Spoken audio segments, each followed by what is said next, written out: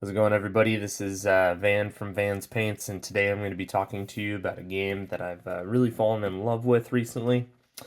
Being a father of four kids, having two jobs, being a military vet, and just not having a lot of free time in general. It's been really hard for me to play games such as Warhammer, Battletech, and some of the other games that are huge time investments.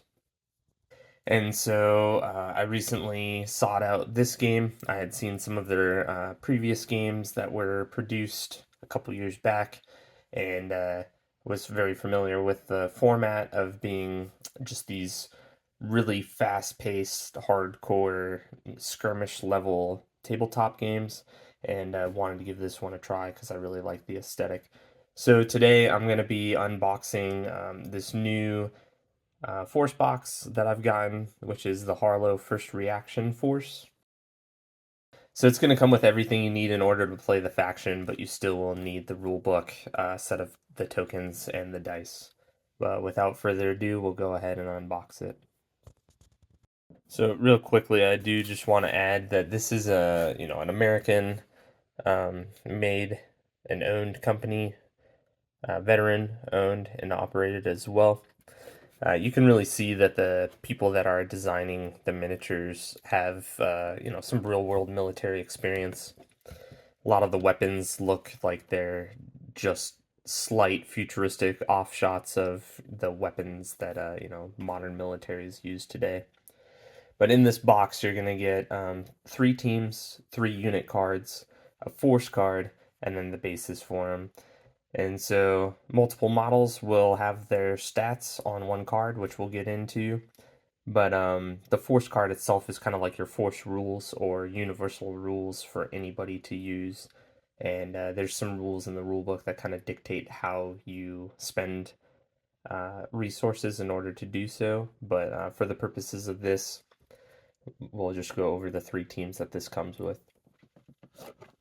You have the Harlow Assault Team, which has four models, the Harlow Control Team, which has three, and then the Harlow Springbok unit, which is two. And it says right there next to that. So all of the boxes come with that nice sleeve, and then inside you have this cardboard box with a couple layers of foam in order to protect the resin miniatures. But here you can see the Springbok AI, which is two artificial intelligence models. It takes a lot of inspiration off of movies like, Chappie and the like. But they're front and back. They have special rules for the models that they can use during their activation.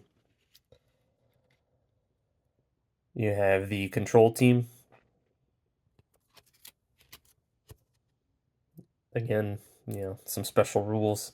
You'll have grunts and specialists within each team. The specialist will have special weapons and special abilities, and then grunts have access to what they call your armory, which are like one-time use abilities. And so last but not least, the assault team. And, the rule book breaks down all of the different values on there really well. There's also some videos where people break down the team. They talk about a little bit of the meta and the best use cases scenarios for the rules. On this card here, you'll see what I was talking about with like these universal rules. They call them battle drills. They're options that you can use throughout the game, spending a resource in order to utilize. Your armory points, which I had mentioned, the little triangles on the upper corner of the cards here, right up here. And because of the way that these cards are hard plastic and almost laminated, you can tick that off with a permanent marker or an alcohol pen in order to show that you've used one of your armory options here. And then this is a quick reference for your special rules. The two-player starter set also comes with a much more detailed one that covers a majority of the special rules, but that one's helpful because it's got specifically what your three unit cards would utilize throughout the game. And then here you can see the little bit of, splash art there, as well as a quick little blurb of lore for the team. All right. Next, we've got the miniatures. For me, probably the best part of the game. And so you can see here, these are the resin miniatures that are just single piece, super highly detailed. You're definitely going to want to utilize a really fine paintbrush, as well as some washes and highlighting in order to really bring out all this detail. And you can see that there's a couple supports on there. They're really easy to break off with just a simple X-Acto knife, tweezers, or the like. So just as a quick example, I'll grab these supports right here under his arm, pinch them. You can hear them kind of break free, and then you pull. And you may want to go in and clean that up with an X-Acto knife. I'll do that at a later time, but that's your two Springbok AI miniatures.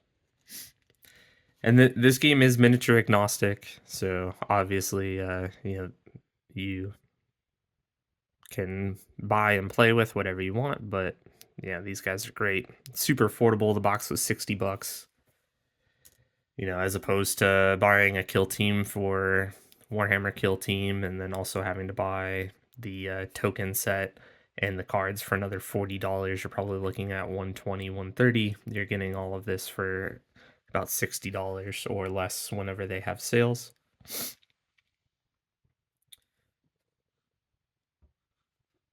With the assault team, we have the two grunts, a machine gunner, and then a leader. And so this guy right here with his little knife hand kind of pointing out, definitely going to be my leader. And then we've got this guy with a mechanical arm kind of supporting him. It's kind of coming off of his rig. And then he's got these like leg braces. All of these guys are super fast, so they're going to be sprinting around the field. And an LMG like this while moving, you're definitely going to need some kind of heavy duty support in order to enable you to do that. And then we've got the two other guys like I was talking about with just your basic rifles here. So that'll make up your assault team. And then the control team is going to have a guy with a data spike, which is this device on his back. It's basically a jammer.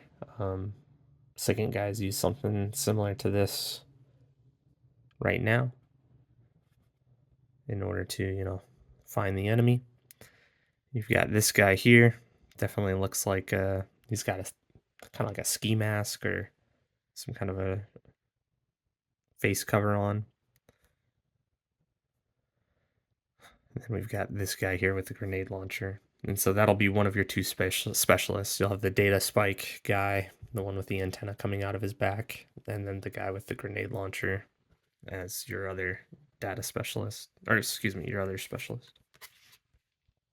All right, and so last but not least, you've got these 3D printed plastic, or bases here. I guess they're not plastic, but there's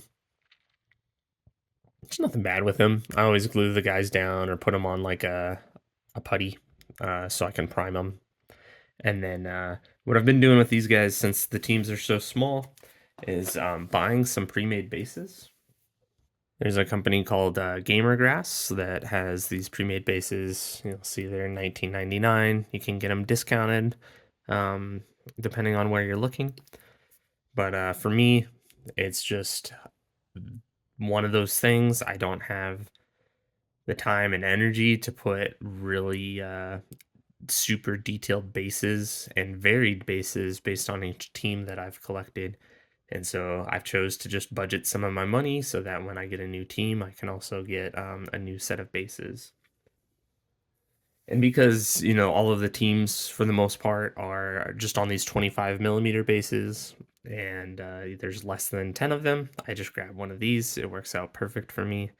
And I'd be happy to go into on another video how to base these guys and make sure that they stay well adhered to the base, because the the resin doesn't necessarily bond great on top of the paint and everything else. So there's a little bit of like a drilling technique that I've kind of started to establish, but I can get into that later. But so I'm not sure how I'm gonna paint these guys, what kind of camo or uniform I'm gonna do, but I'm gonna have it so that these stone bases kind of magnify their uniforms, make them stick out, just because I want them to look great across the battlefield.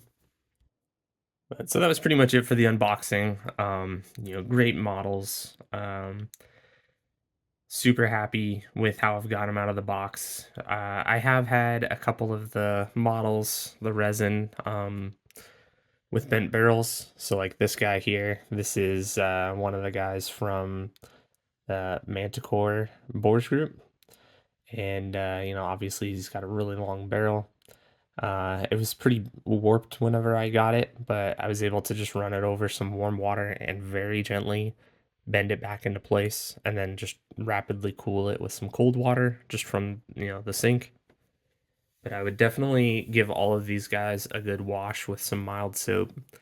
Sometimes you can still kind of smell like the release or whatever from the resin coming out, and it can make you a little nauseous. I don't think it's good to breathe. So I'd get all the supports taken off. I'd wash them, and then just before you prime or anything, fix any kind of warping barrels or anything like that that you might have.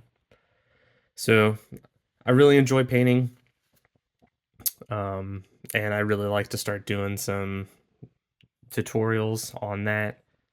I haven't done a lot with this UN team, just got them with like a base coat, but kind of tried to do similar to the box art, but a little different, just so that I could have 2 fully painted teams in order to do some demos as people get interested. But yeah, if you've enjoyed this and you want to see more, I'd really appreciate if you liked, shared, and subscribed, and just supported me in this venture, as well as my friend who's doing all the editing for me.